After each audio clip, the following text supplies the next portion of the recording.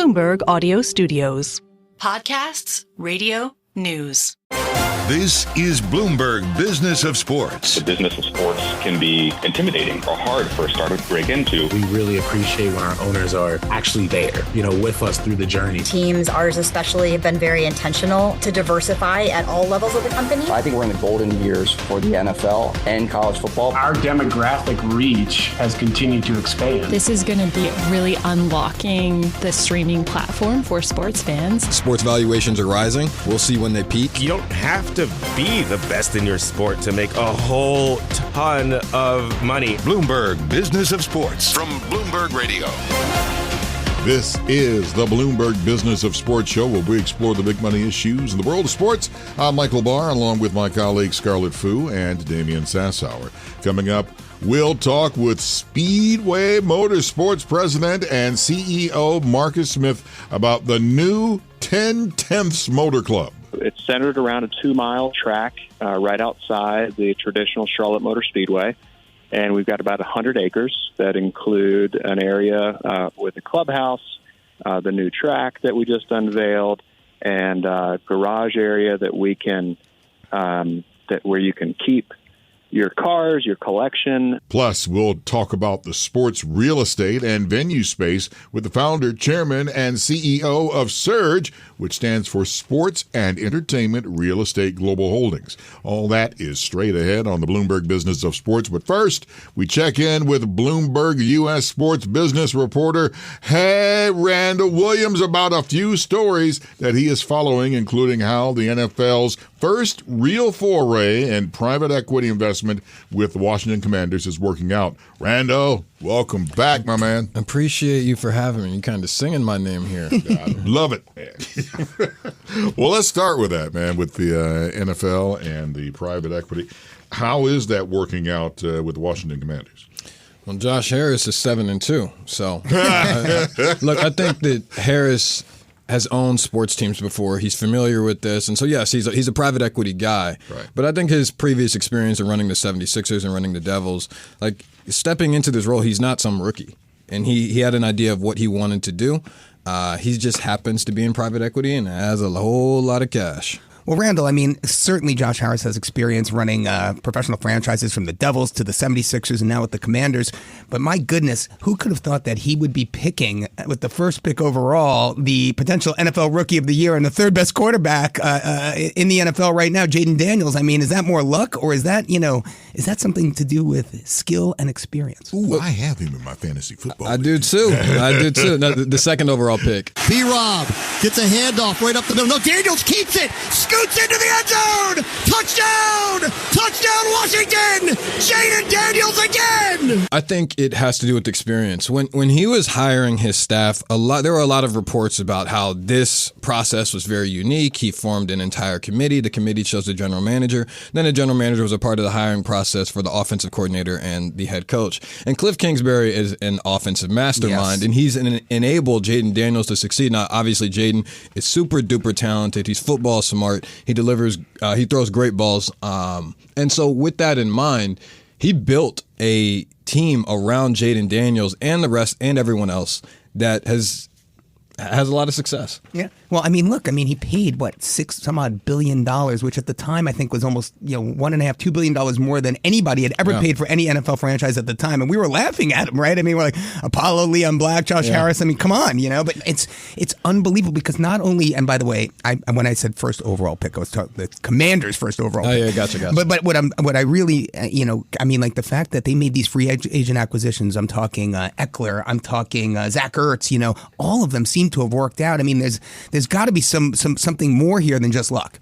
No, I think having Cliff Kingsbury there to just you think about who Cliff Kingsbury has worked with: Patrick Mahomes, Kyler Murray, one guy who won Rookie of the Year, another guy who was throwing for 700 yards at Texas Tech, and now he's with Jaden Daniels. The offense is very quick, and even when Jaden is off rhythm or it's not in the script, he's still making smart plays, and that comes from coaching, that comes from experience, and Cliff Kingsbury has both. Dan Quinn is probably letting him run the offense, and then he's tweaking the defense. The Commanders' defense hasn't been great the entire year, but they're steadily improving. And Josh Harris placed them both there, and they're doing a great job.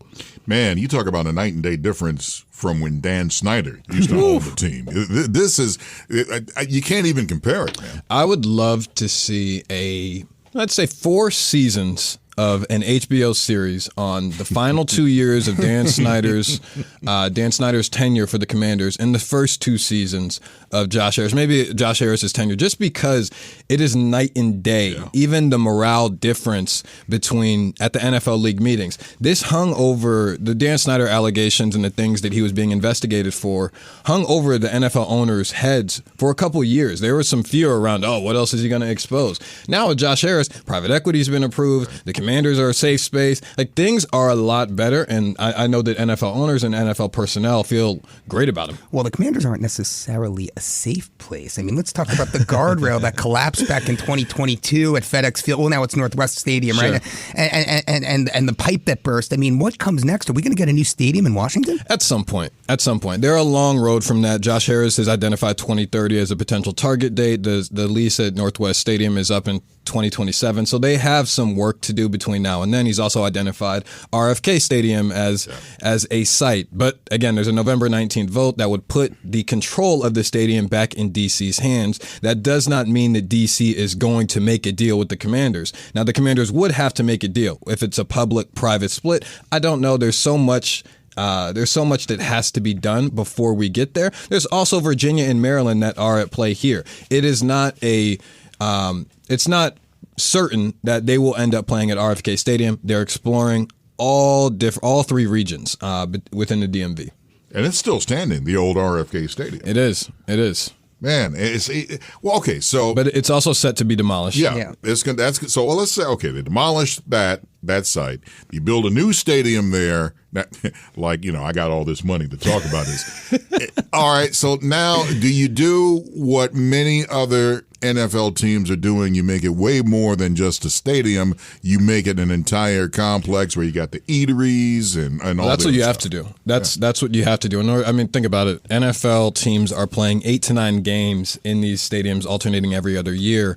And so with that in mind, you need to be able to build something that makes people come and want to see this thing. And on top of that, it isn't just it has to be a nice stadium. People just don't want to. They want to see something that is state of the art. If you drive by Allegiant Stadium, it is gorgeous. If you drive by SoFi Stadium, you want to go inside. Each of these new stadiums have an experience and a feel and an environment. Now, keep in mind, the real estate around that takes time to develop. There's no billionaire that has come in and built a stadium and immediately has placed real estate. These things take time. So while, the real estate is important, if you ask Josh Harris today, what does he want? The real estate around the stadium or the stadium? He wants the stadium first. What's interesting to me, it seems like, he's going to be searching for a new president soon. I'm talking about Josh Harris and the Commanders. And it seems like this stadium is going to be front and center for him. And, what's interesting is if you do listen to people like Surgeon John Fascitelli, it is about the mixed use, around the stadium, getting spectators there as early as possible, not letting them leave until really, really late. I mean, yep. Is that something that you envision, that Josh Harris rather envisions as part of the Commanders' future? I think so. But again, it'll take time. I mean, if you let's just say in his plan that they get RFK Stadium and the stadium is built by 2030. Once the stadium is complete, that doesn't include everything else. And who knows what the public-private split, if it's all private, if it's all public. There's a lot that we don't know. And on top of that, even if he funds the entire thing, do you really think that if Josh Harris puts all of his money up into the stadium, that he's going to turn around and be like, oh, here's a mall, here's a hotel, here's a casino? I doubt it. Yeah. I doubt it. The public, if my guess is, there's going to need to be some public money somewhere. That has not been said from any party. There's a lot that has to be determined, but that's my guess. Now, moving to the NBA, now this is, if I said this sentence about 20 years ago, people will be like, you're joking. No, now we're talking some serious money. LeBron James with Spring Hill and the producer for the Kardashians, they're talking about a merger deal. Yes, they are indeed. It's unclear what it'll look like, but they're talking, and it sounds like it's going to happen. Well, let's go back a little bit here. I mean, when we're talking about the the investment that Nike made, right, in Spring Hill back in 2021, it was a very different environment. You know, a lot of these, 20th Century Fox, Paramount, Disney, everything was trading at a premium there. Now we're seeing a little bit of, it's a different, right? So talk to us a little bit about what we really believe the value, in this production company is. I mean, like, what's in the queue? What sort of projects are they working on? What can we expect? Well, I think their biggest project to me or the most consistent project is The Shop. The Shop is the one to me that has transcended culture a little bit, just because of all the social clips that it has that have gone far beyond social media, that have been referred to in news. I mean, if you love culture, Drake went on there and was talking a little bit about his beef with Kanye West and Pusha T. If you like Jay-Z's on there talking about things. Barack Obama was on there. They had Patrick Mahomes after the Super Bowl. Chadwick Boseman was on there right before his tragic passing. I thought you were going to say Space Jam. Space Jam too, but I believe Space Jam released like in the midst of the pandemic around that, and so I don't think the kids were really outside enough for it to be the exact same thing. But they've had a lot of fun projects, but I think there needs to be some sort of fun plus money. Beep, beep, beep, beep. That's all, folks. No, I'm just But so talk to us about Fullwell. Who is Fullwell? Who is Eldridge Industries? Talk to us about Todd Boehly and his interest there. Well, Fullwell has produced the Kardashians. They produced Carpool Karaoke.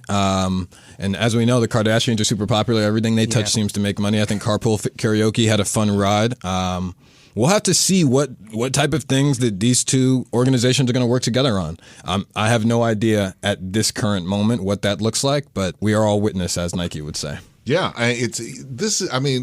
we're underestimating. Yes, we always talk about LeBron James and Bronny on the court, but we have to remember LeBron James is a savvy businessman. Absolutely. He is a billionaire while he's still playing. He has plans to eventually bid for the Las Vegas NBA expansion team if Las Vegas is chosen in the process. So he's trying to make money, and that's not going to stop. He's not going to retire and then just, what happened to LeBron? No, I think he's going to continue to be a public figure, and if he becomes an NBA owner, I can 100% assure you that he's going to be on the sidelines cheering for the team or in that owner's suite. A savvy businessman, yet the man spends $1.5 million a year on his health and fitness.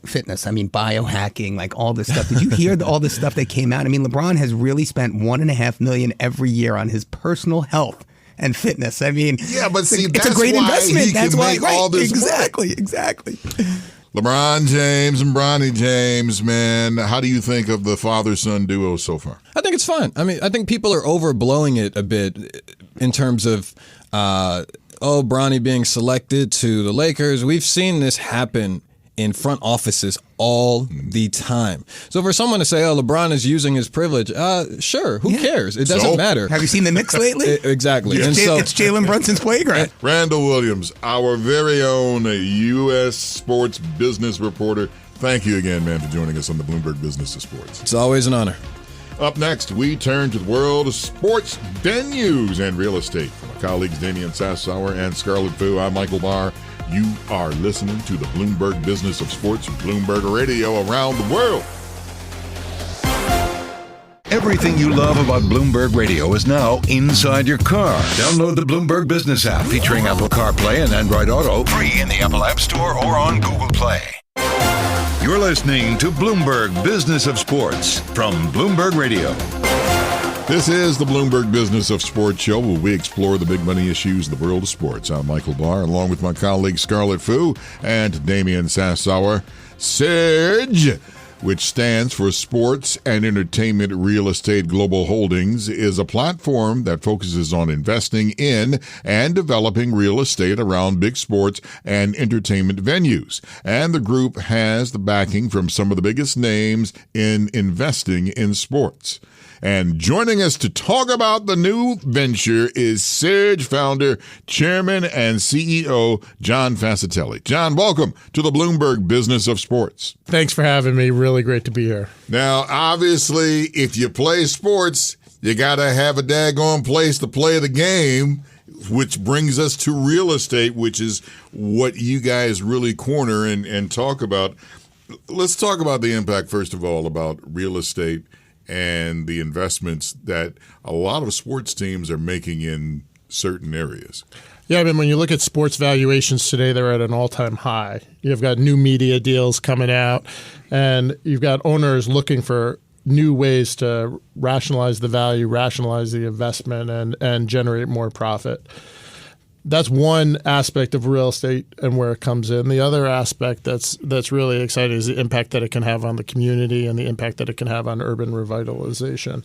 And so when you get the combination of team, real estate, and community, you can create something that's really powerful. What's the calculus for deciding when to renovate an existing facility?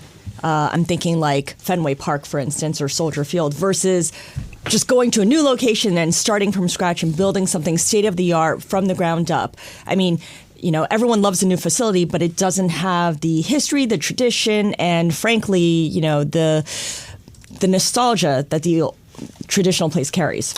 Look, that's a great question. So typically the useful life of the venue is anywhere from 25 to 35 years. At that point in time, you have to make a major capital investment. If you look at MSG here in New York, that's pretty landlocked by buildings, et cetera. And so when it came time around year 35 or 40, they had to put another $1.5 billion in just to keep it going. How much would it have cost to construct a new one somewhere else? Depending upon where, a typical NBA arena can cost anywhere from $1.5 to $2 billion. So you're talking about renovating, you're talking about putting lipstick on an older building, working on the structural components, et cetera, when you could have a brand new one. Now, MSG is unique in that it's landlocked in the center of New York City, but a lot of times ownership will take the opportunity to find a new location to build something new. So, John, talk to us about the transition in terms of, sentiment, right? I mean, historically, you would think like some of these team owners, they had to foot the bill themselves, or they had to, do a bond and get taxpayer money, et cetera, et cetera. And that's changed now. I mean, hasn't it? I mean, has that changed just because now you can realize an actual rate of return on your real estate investment in an arena or a stadium? I mean, talk to us about that whole concept, that whole multi-use concept of hotels and venues outside of the stadium, keeping the audience there for longer. I mean, is there any real kind of wind at your backs with regard to that? Is that really something that, investors are looking to get behind here? Oh, yeah. I mean, first and foremost, you have to look at media consumption. Today, you can have 200 events at a venue. Back in the day, you were talking about the sporting events plus 20 or 30 concerts. So back in the day, you'd put those venues as far outside from city center as possible. You'd put as much parking lots around it, and you need as much public money as possible because economically they just didn't work. And so when you look at reports from economists from back in the day, they talk about these arenas as not being economically viable or economically productive to invest in. That is a thing of the past, right, unless you're talking to a rent-a-professor, okay? like it's just no longer true. Today, you'll go see Taylor Swift, you'll go see a fight, you'll go see two sporting events, and that's just in a week. Right. And so with that increase of utilization with 200 events that people are attending, 18,000 people, that's 4 to 5 million people. What does that mean? That means that the venue can now be in the city center.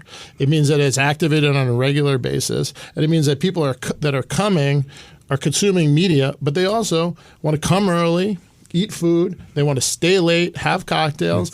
And what does that do? That drives the retail around it, makes people want to live there, driving housing. And most importantly, when you're building and you could support $1 to $3 billion of development, it's creating jobs, lots of economic activity, and really can be a stimulus to drive economic revitalization, especially with all these cities that are kicked in the teeth by COVID. You hit the nail on the head when you said 25 years, because now the Cleveland Browns, they're moving to Brook Park. And they were just there like in 1999, and I'm thinking like, what happened to the stadium? In the blink of an eye, Michael Barr. It is. It's like I'm still back in the dog pound days, and now they're moving to Brook Park. The evolution of this and the life, unless you want to put into the history of a place, it continues on. Well, look, what the Browns are doing are commendable. What ownership there is doing is commendable. To build a new modern NFL arena, put a cover on it, that really can really activate the venue. And so you're not only talking about the football games, now you're talking about other events too. And so the vision that they have for a large-scale development around it's really exciting. What is the single best example of a sports complex that is located in the middle of the city and does what you just described? Brings revitalization to the area and keeps people coming in early, keeps them there late, and is regularly activated so that there's no empty nights ever. Look, I think there are definitely a couple of examples across the industry that people look to. A lot of people point to the Atlanta Braves and what they did with the backing of Liberty Media. Mm-hmm. I think that's an exciting project. It was one of the first examples of where it was done. I will say that hindsight's 2020. I think they could have went denser and built bigger. You see it in LA, you see it in Boston, you see it coming up in various markets. But when you say Boston, you're talking about? I'm talking about the Garden. Okay. The Garden. So where the Bruins play. Yeah, where the Bruins play. They did a great job of integrating both the facility as well as office towers and retail around it, and in a nice way that spurred a lot of development in the neighborhood. So, John, talk to me about when you meet with a team owner or a team president, what's that conversation like? When you're pitching Surge, are you pitching access to capital, access to expertise, development expertise? I mean, talk to us just how involved your company gets and in which way.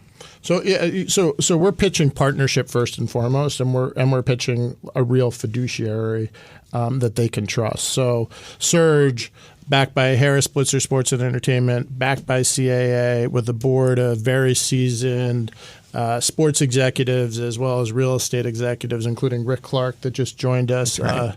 Former CEO and chairman of Brookfield, growing that from $5 billion to $200 billion. What we're offering teams is a real fiduciary, real partner, an expertise that money just simply can't buy.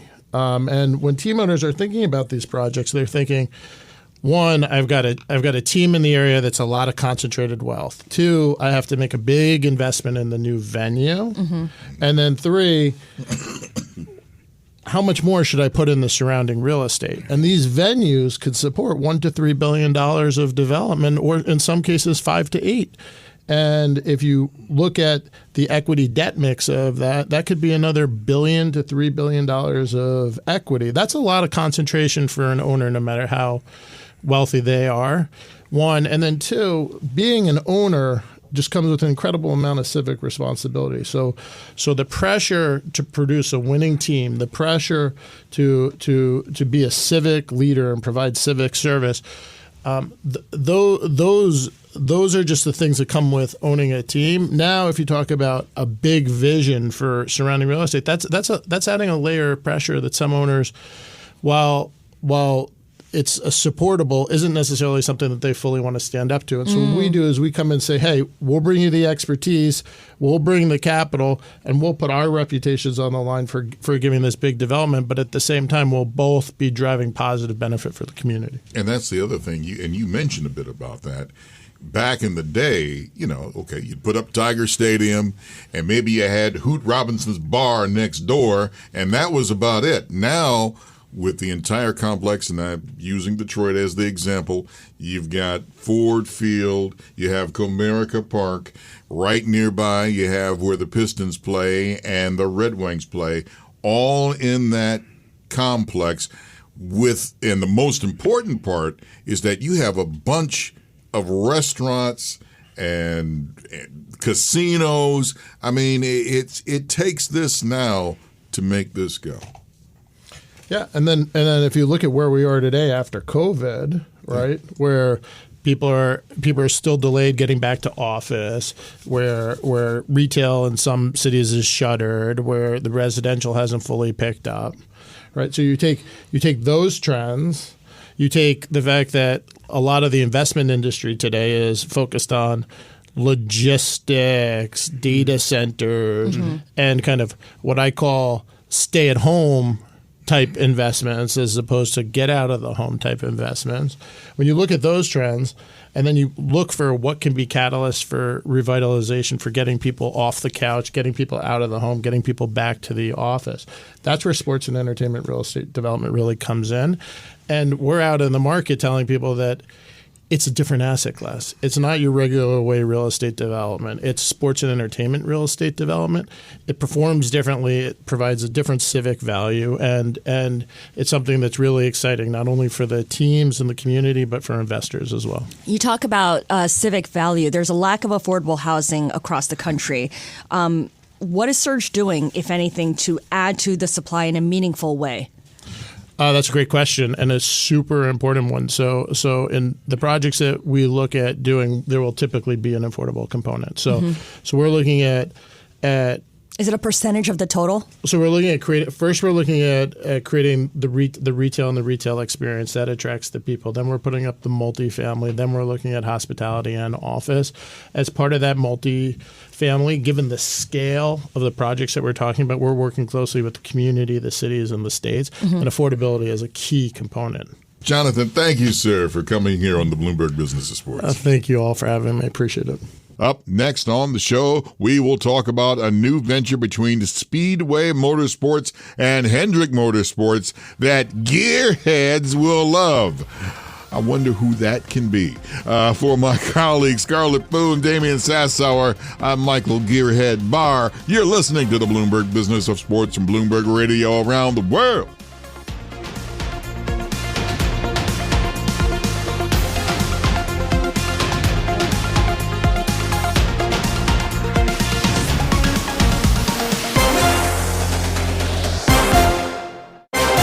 You're listening to Bloomberg Business of Sports from Bloomberg Radio. Thanks for joining us on the Bloomberg Business of Sports show, where we explore the big money issues in the world of sports. I'm Michael Barr, along with my colleagues Damian Sassower and Scarlet Fu. Speedway Motorsports is teaming up with Hendrick Motorsports on a new venture that will work sort of like an automotive country club. It's called Ten Tenths Motorclub, and here to talk to us about it and more in the world of fast cars is Speedway Motorsports President and CEO Marcus Smith. Marcus, welcome to the Bloomberg Business of Sports. I love it. Well, it's great to be with you all. Thanks for having me. So now, let me start it this way. Speedway Motorsports, and you guys are starting something kind of brand new here in terms of how you guys are marketing more of the motorsports. I'll get into, give me an address to get to you guys in a second, because my son and I would love to come on down. But take us through that, because you obviously, your father, which is NASCAR Hall of Famer Burton Smith, you must have learned a lot from him. Oh yeah, absolutely. Learned a ton from my dad, my brothers and sister and I. We had amazing parents that taught us a lot, taught us great just life lessons and value hard work, and I got to learn from a Hall of Famer, which is pretty amazing. Definitely a blessed guy. We're in the business of racing. We have racetracks around the country. We operate 12 different tracks, and we're home based in Charlotte at Scarlet Motor Speedway. And we've got a little bit of the car business in the family as well. So it's racing cars and selling cars, and it's one of those things that just gets in your blood.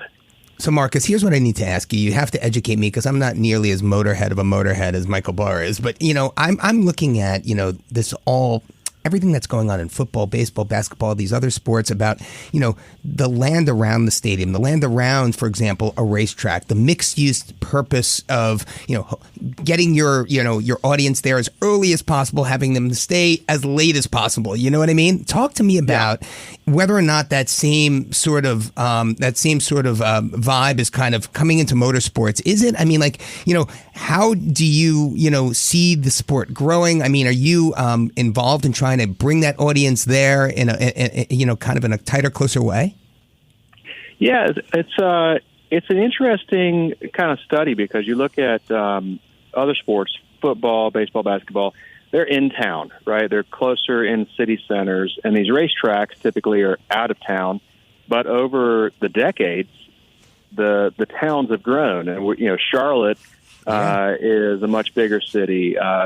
Dallas, Fort Worth. We're in Las Vegas. We're in great markets where the populations have grown outward, and now all the property around these racetracks is closer to the population centers. So you start to think about how they can play a role.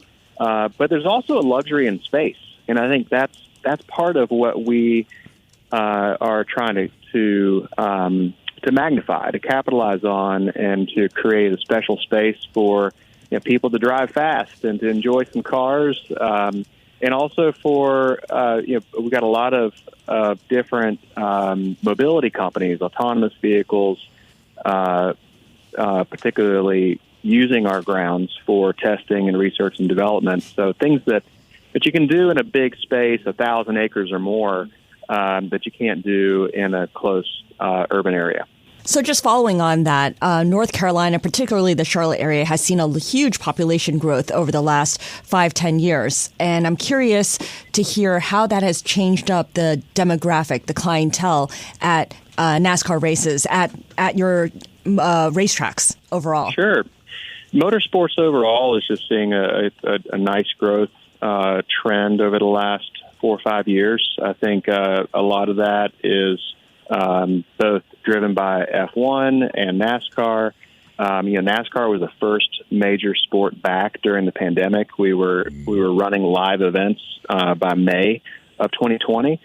And the growth of and the exposure of racing in America has grown with both F1 and IndyCar and NASCAR, and it's a great sport to watch. It's a great sport for people to be involved in. In our car business, people are buying more performance cars, and there are more options for performance cars than ever. So it's a hobby and a pastime, and for some, it's a big collection that they can enjoy. I want to get more into the racing bodies in a second, but Ten Tenths Motorclub, and it's kind of like, as you describe it, like a automotive country club project.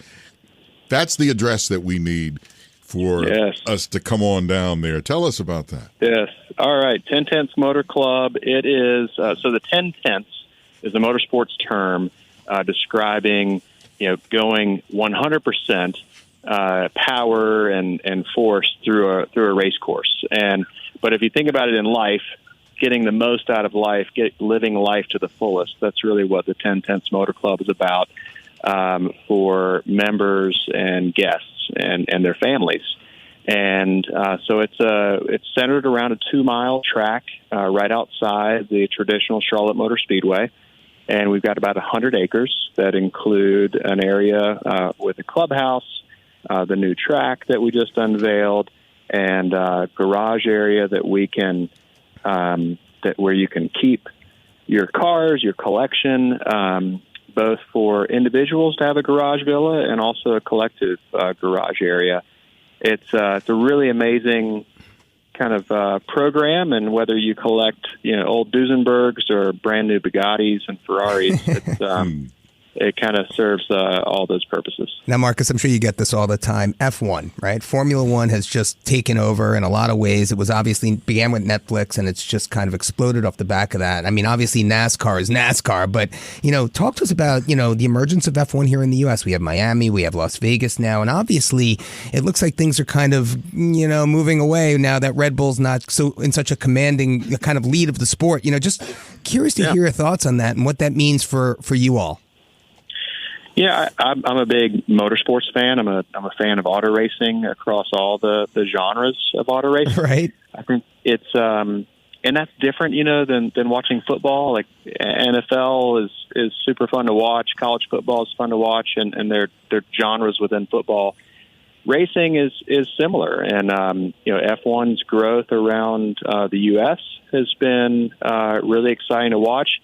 I think for NASCAR. For us, it's been great because fans that tune into F1 also look at NASCAR and they can see some really exciting racing. I think, the Drive to Survive show on Netflix shows a great off-track, human interest of F1.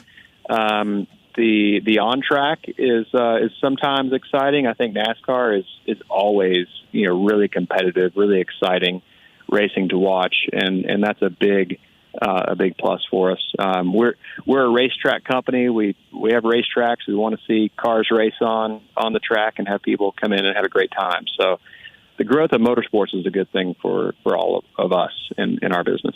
I just want to ask one question. I'm looking at, the write-up on the 10 Tenths Motorclub, right? And within there, you've got this 1.7-mile circuit, and you've got a 20,000 square foot special events facility, members' garages, all this stuff to, storage for high-performance motor. Talk to us about, the cost for that type of a project. I mean, is that I'm just trying to compare it to other stadium or sports-related projects. Obviously, I don't think it's as much as if you were building a football stadium. But talk to us about, do you need to, engage in public-private financing vehicles? How do you fund something like that? Do you go to the private markets? Do you need bankers? How does that work? In other words, great question. Can I bring my Pinto is what you're trying to ask. Yeah, great question. So for us, I think it is a significant investment with a lot of expertise. We're in the racetrack business, and we already have the land. We already have all the people involved in getting the job done and building it and maintaining and operating the facility. So we're way ahead. It's almost like a great golf club adding a par 3.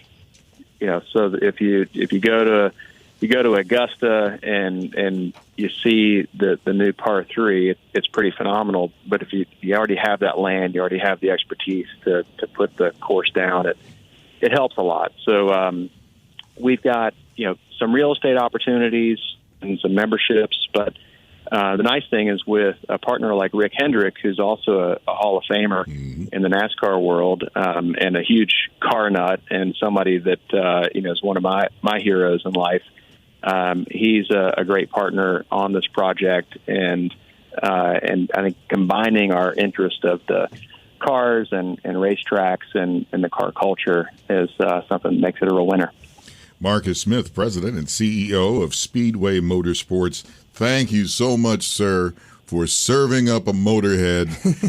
Wait, is it car nut or motorhead? I've heard both. I'm a motorhead. Yeah, both. Yeah, I'm a motorhead. See, it's like, because, that means you got a good, strong engine. By the way, I've told this story before about NASCAR, is that somebody wrote, "Why do you call it a motor? It should be an engine." And I said, you know why? Because we're NASCAR. That's why. Love it. Simple as that. Oh, you're so kind. Thank you, sir. Yeah, thanks for having me. I appreciate it. And that does it for this edition of the Bloomberg Business of Sports. If you missed any of the show, find it on demand now on the Bloomberg Business of Sports podcast. Subscribe and listen now on Apple, Spotify, and all your favorite podcast platforms. For my colleagues Scarlet and Damian Sassower, I'm Michael Barr.